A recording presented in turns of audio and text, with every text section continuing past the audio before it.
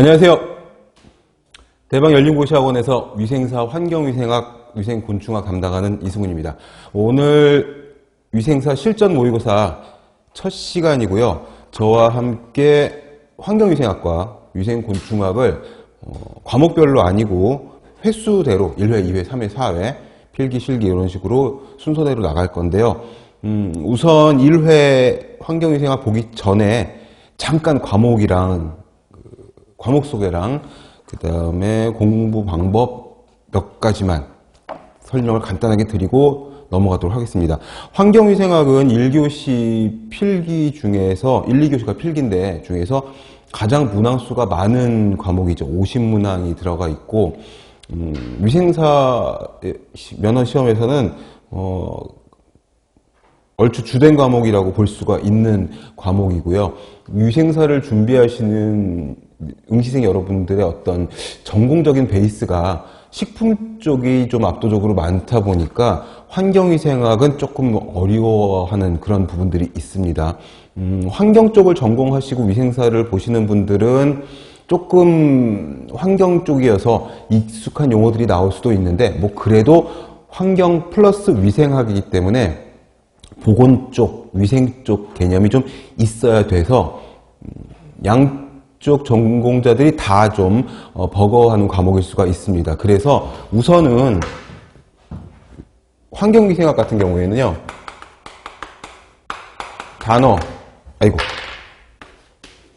단어의 개념에 충실한 공부를 하시면 되는데 물론 이건 실전 모의고사 문제풀이니까 문제를 풀면서 그 문제에 해당하는 이론들을 간략하게 설명을 해 드릴 건데 그래도 단어, 개념, 정의 이쪽에 주의해서 보시고 곤충학 같은 경우에는 더더군다나 또 어떤 전공을 하신 분들도 다 어려워할 수 있는 그런 부분들입니다. 왜 그러냐면 이게 제가 환경보건과에서도 거의 20년 가까이 강의를 했었는데 최근에는 환경보건과, 환경공학과는 더더군다나 없고 이쪽에서는 곤충의학을 가르치는 학교가 있었는데 거의 없어지는 추세거든요. 그래서 교재도 지금 뭐 이론서 같은 대학 교재 이런 것들도 다 절판이 되고 막 이런 상황이어서 어디 가도 위생곤충학을 강의를 들을 수 있는 데는 거의 없을 거예요. 더더군다나 그래서 생소한 개념들인데 얘네들도 똑같이 정의, 단어의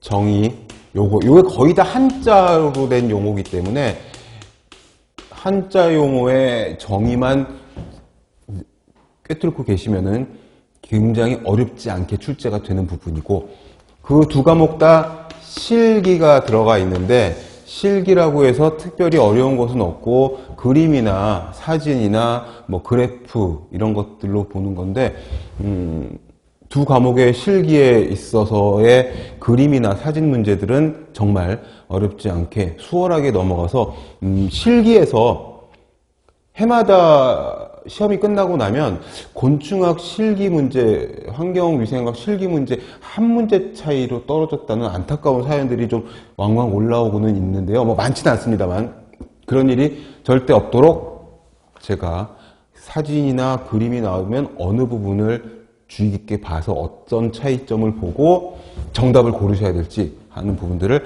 알려드리겠습니다. 우선 어느 정도 이론에 숙지가 되어 있다고 하는 그런 그 베이스 내에서 이 실전 모의고사를 봐야 되긴 하는데 그래도 이론 공부를 마쳤다고 한다 하더라도 사실 금세 잊어먹고 맨날 들여다보는 그런 과목들이 아니다 보니까는 이론을 한 바퀴 다 돌렸다고 하더라도 문제 풀면서는 또 긴가민가 하시는 부분들이 있어요. 그래서 해설, 다른 과목도 마찬가지지만 제 과목의 문제집에 있는 해설을 굉장히 디테일하게 상세하게 적어놨기 때문에 해설을 보고 이거 틀림없이 꼭 보셔야 돼요. 해설을 통한 학습을 하시면은 굉장히 많이 도움이 되실 겁니다. 이론서의 요약이 앞에 한 20, 30페이지에 걸쳐서 들어가 있긴 하지만 맨 뒤에 있는 문제 해설 그쪽에 있는 이론이 굉장히 알짜배기로 꼼꼼하고 상세한 해설들이 있어요. 그래서 해설을 절대 답을 내가 맞췄다고 해서 이 문제가 쉬운 문제라고 해서 해설을 안 보시면 안 되고 해설을 꼭 보세요. 해설을 필독. 해설 필독. 이게 굉장히 중요합니다. 해설 무조건 보셔야 돼요.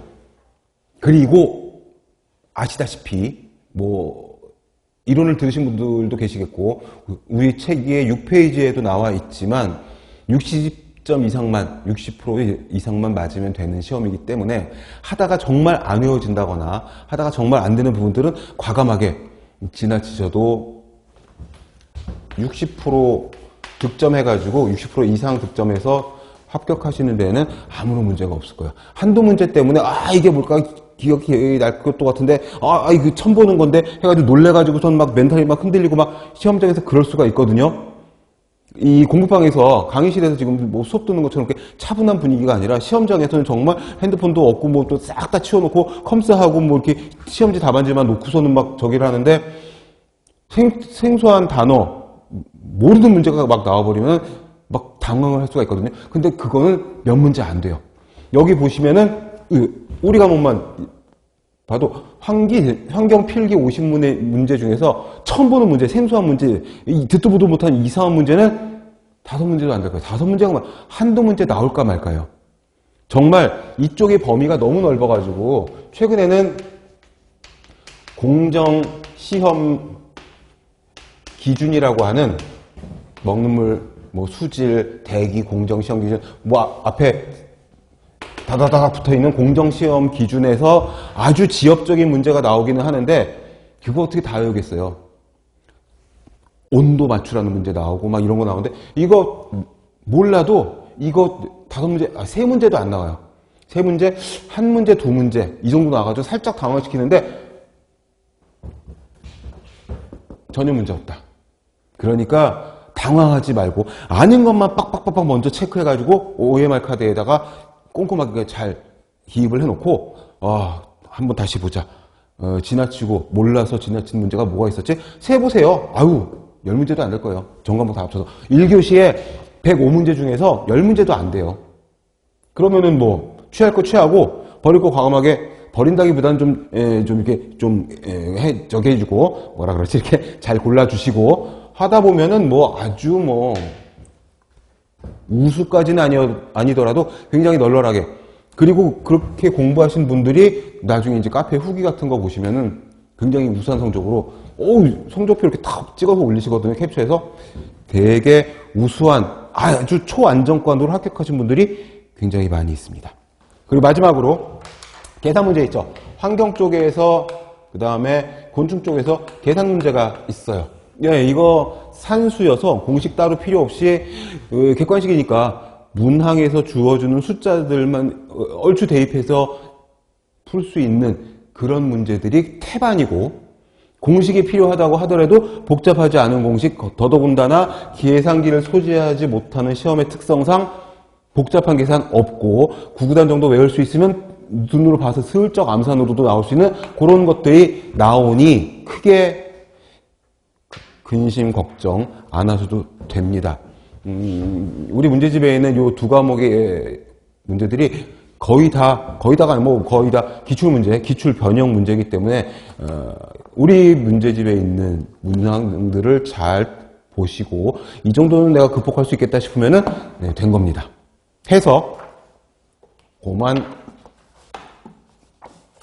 오리엔테이션을 멈추고 자, 몇 페이지냐 하면요. 44페이지에 1회 환경위생학 26번 문제부터 들어가 보도록 하겠습니다. 그리고 다른 과목 교수님들도 말씀하셨겠지만 카페 있죠, 카페. 영양만점, 위생만점. 여기.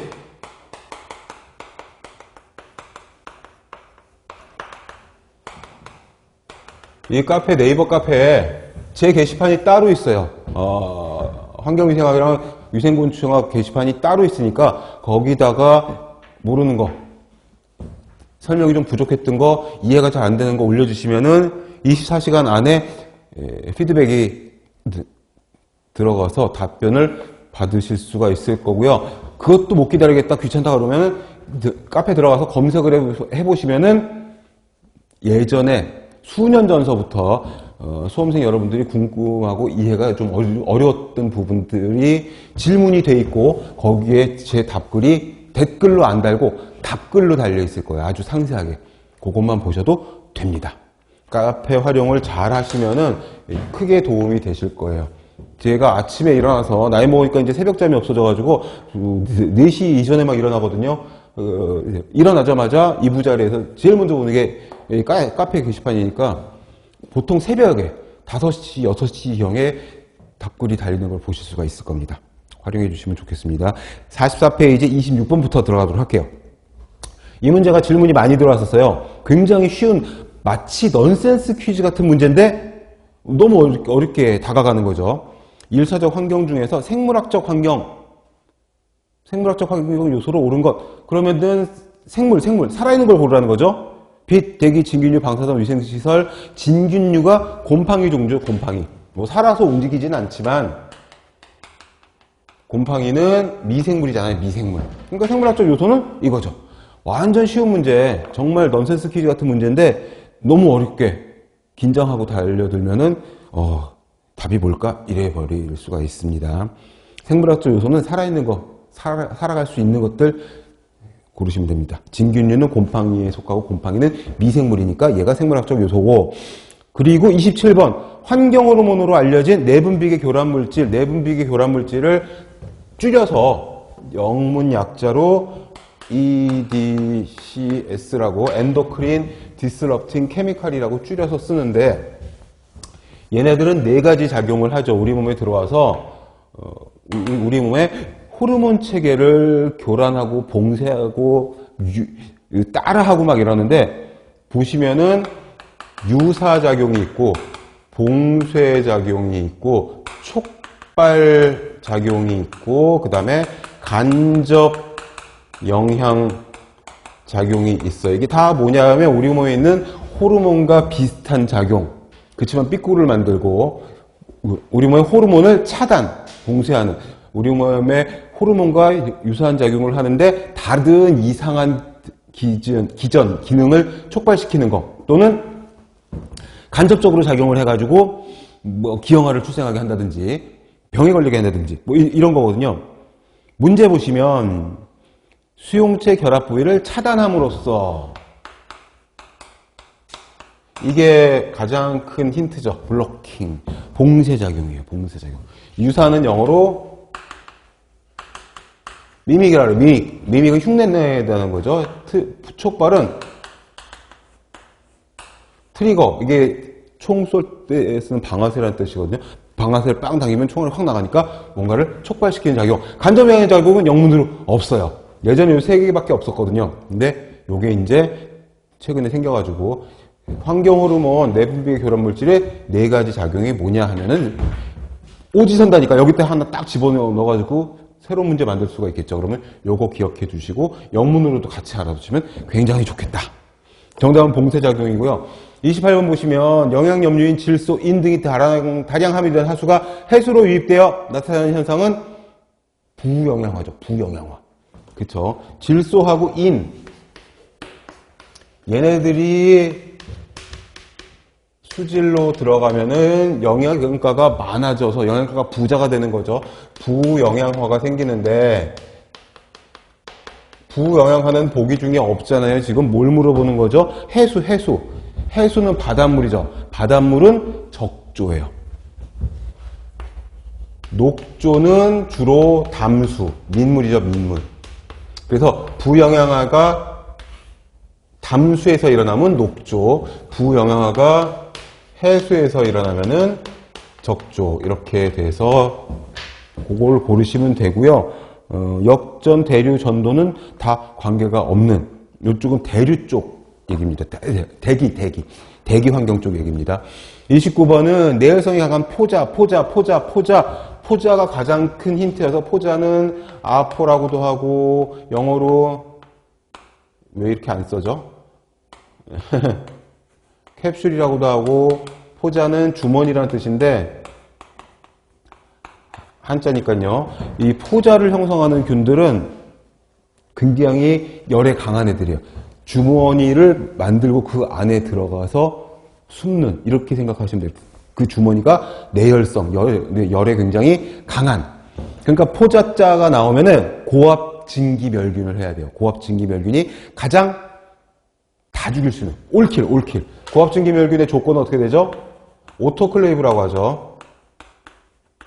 오토클레이브는 고압진기멸균을 할 수 있는 기구를 말하는 건데, 그냥 오토클레이브 해 이러면은 고압진기멸균 해 이런 뜻으로 받아들이시면 되고, 온도는 121도씨이고요. 그 다음에 15파운드의 압력으로, 이 LB는 파운드로 있습니다.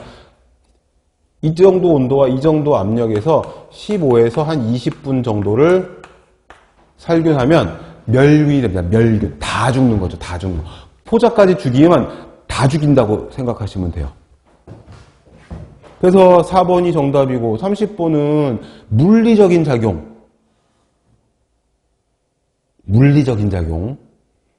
침전, 희석, 확산, 혼합, 여과, 흡착, 운반 이런 게 다 물리적인 작용이에요. 정답이 1번으로 나오고, 식균은 균을 먹어치우는 거죠. 2번은 생물학적 작용이에요. 그 다음에 중화, 환원, 산화는 전부 다 화학적 작용이어서 물리적 작용은 1번밖에 없습니다. 31번 미세한 입자 제거를 위해서 원수를 두꺼운 모래층에 통과시켜서 부유물질을 제거하는 거. 원수를, 물이죠, 물. 원수를 두꺼운 모래층에 왜 통과시키겠어요? 여과하려고. 두꺼운 모래층이 무슨 역할을 하는 거죠? 필터 역할을 하는 거죠. 필터. 그래서 왜 초등학생들도 보니까 페트병에다가 이렇게 모래랑 수치랑 뭐 자갈 같은 거 이렇게 해가지고서는 흙탕물 집어넣으면 밑에 이제 맑은 물 나오는 그런 실험 같은 거 하거든요. 이게 지표면이에요, 지표. 얘가 필터 역할을 하는 겁니다. 필터는 여과시키려고 하는 거죠. 정답은 여과가 되겠고. 너무 쉽죠? 이게 실제로 출제되는 문제들의 수준입니다. 그러니까 긴장하지 않고 차분하게, 대신에 이제 문제를 꼼꼼히 읽고 거기에 맞는 답을 고르셔야 되는 거죠. 요 얘기는 이제 해당 문제가 나오면 다시 한번 강조해서 말씀드릴게요. 32번 상수 처리 과정에서 염소 소독을 할 때 생성되는 부산물로 발암성이 있는 물질, 염소로 수돗물을 소독을 하는데 여기서 발암물질, 단점. 염소 소독의 단점, 큰 단점 중에 하나인데 이게 뭐냐면은 THM이라고 하는 물질을 만들어요. 트리할로메탄의 약자인데 그게 3번에 있는 트리할로메탄 약자로는 이렇게 쓰는데 요게 가장 큰 단점 중에 하나예요. 여기에 염소 소독의 부산물. 발암물질로 알려져 있고 바로 먹거나 그러면은 좀 그러니까 공기 중에 수돗물을 좀 이렇게 놔두면은 얘가 좀 날아가서 없어질 수 있다고 합니다. 물속에 있는 상수 소독을 할 때 물속에 있는 유기물들, 얘네들과 얘가 반응을 해가지고 트리할로메탄이 만들어지는 거다. 이렇게 생각하시면 됩니다. 그 다음에 33번 수자원의 이온 가치를 저하시키는 오염원 현상 중 부영양화. 부영양화 방금 했었죠. 질소와 인이 많아지는 거. 부영양화가 되면요. 플랑크톤이 많아져서 물이 탁해져요. 그건 투명도가 높아지는 게 아니라 투명도가 낮아지는 거죠. 반대로 돼 있죠. 용존산소는 감소해요. 왜? 플랑크톤들이 산소를 막 소비하면서, 그러니까 산소로 막 호흡을 하면서 유기물들을 통해 가지고 뭐 질소하고 인 같은 이걸 영양가 있는 염류라고 해서 영양염류라고 하거든요. 말 그대로예요. 질소와 있는 영양, 플랑크톤에게 물속에 있는 조류 성분에게 영향을 줄 수 있는 염류다. 얘네들로 영양을 섭취하면서 거기다가 산소를 막 소비하거든요. 그러니까 당연히 용존산소는 증가하는 게 아니라 감소하는 게 맞고, 수온이 낮을 때보다는 수온이 높을 때 발생을 해요. 그래서 적조나 녹조가 더운 여름 봄철에 많이 발생을 합니다. 겨울철에는 별로 없어요. 더운 여름철이 아무래도 미세조류나 플랑크톤 이런 것들이 살기 좋은 환경이 되니까. 다 1, 2, 4번 다 반대고요. 식물성 플랑크톤의 수가 증가한다? 이게 맞습니다. 5번은 영양물질이 부족할 때가 아니라 영양물질이 많을 때, 이거 질소와 인, 얘네들이 많을 때, 질소와 인을 누가 가서 푸는 게 아니라 하수 처리가 잘못돼가지고 막 바닷물이나 강물로 막 생활하수 이런 것들이 막 들어가면 거기에 이제 질소와 인 성분들이 있을 거란 말이죠. 그래서 부영양화를 통해서 해수에서는 적조, 담수에서는 녹조가 생긴다. 그렇게 해서 4번이 정답이고 34번은 하인리히라고 있습니다. 하인리히가 주장한 산업장 내의 현성, 불연성, 잠재성 대의 비를 옳게 표시한 것. 요게 이제 1대 29대 300의 법칙이라고 해요. 이건 그냥 외우실 수밖에 없는데 피라밋을 보통 이렇게 그려가지고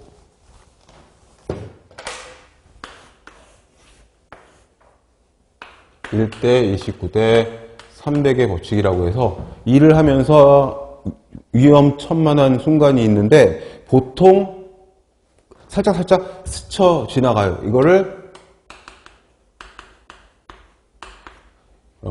우리말로 노인절이를 무상해. 안 다쳤단 말이야.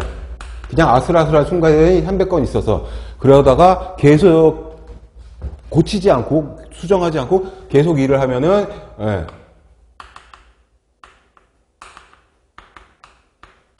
마이너 인절이 경상해를 29건 정도 얻을 수 있고 확률적인 내용이거든요. 이게 그러다가 메이저한 인절이 이거 중상 또는 사망 한 건 정도의 중상 또는 사망을 경험할 수 있다라는 법칙이어서 이게 통계학적으로 나온 내용이어서 환경의 생각뿐만 아니라 여러 과목에서 하인리히 법칙이 많이 쓰이고 있어요. 1대 29대 300 그대로 숫자는 외워두셔야 하는 거고 이런 문제가 이제 보자마자 바로 찍고 어려운 문제, 긴 문제로 넘어가야 되는 것들이죠. 35번은 좀 중요 표시를 해주세요. 이게 예전부터 중요하게 여러 번 나왔던 건데 사실은 굉장히 어려운 이론이 아니어서 이쪽도 좀 암기긴 한데 최근에 몇 년 동안 못 봤거든요. 근데 이게 작년, 재작년 출제가 됐어요. 뭐냐? 수질 오염원은 점 오염원하고 비점 오염원이 있거든요. 점 오염원하고 비점 오염원이라고 해서 점 오염원은 딱 특정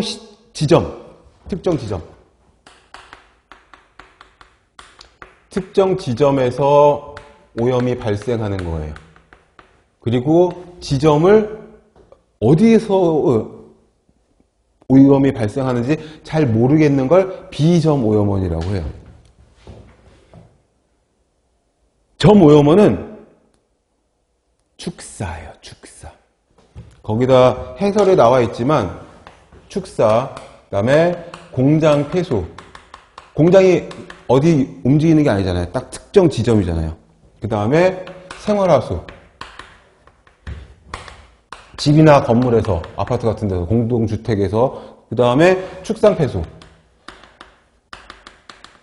얘네들은 다 특정 지점에서 오염물질이 발생하는 거기 때문에 점오염원이고, 비점오염원은 다, 전부 다예요. 도로, 산지, 해안, 농경지. 도로도 움직이는 게 아닌데 도로는 쫙 넓게 퍼져 있잖아요. 산지 사방으로. 그래서 특정 지점이 아닌 거예요. 산지 당연하고 해안 당연하고 농경지, 방목지나 매립지 이런 데가 다 비점 오염원이니까 요거 한번 잘 구분해 놓으시면은 요 문제 나와도 그냥 먹고 들어가는 겁니다. 36번 공기 중 가장 많은 비중을 차지하나 하면 벌써 질소죠. 질소가 한 80% 가까이 되잖아요. 79%? 78%? 네, 78% 정도? 네. 그래야지 산소가 한 21% 정도 되고 나머지 것들 네, 이렇게 되는 거거든요. 당연히 질소지 뭐. 특히 두 번째 힌트, 자만병. 자만병은 질소죠. 예. 자만병 다른 말로 질소 색전증. 용어들을 다양하게 많이 알아두시는 게 도움이 될 겁니다. 질소가 막아요. 색이 막는다는 뜻이야. 질소가 막어. 혈전을 만들어서 막어. 혈전이 어디 생겨? 혈관에 생기겠지. 혈관을 막는 거야. 이 색자는 막는다는 뜻입니다. 그 뇌 출혈 그러면은 혈관이 터진 거고, 뇌 경색하면은 이 색자가 막는다는 뜻이어서 뇌혈관이 막히는 거죠. 그래서 이 색자 다 한자인데 어쩔 수가 없습니다. 우리 공부하는 과목이 한자 용어가 태반이기 때문에 어쩔 수 없습니다.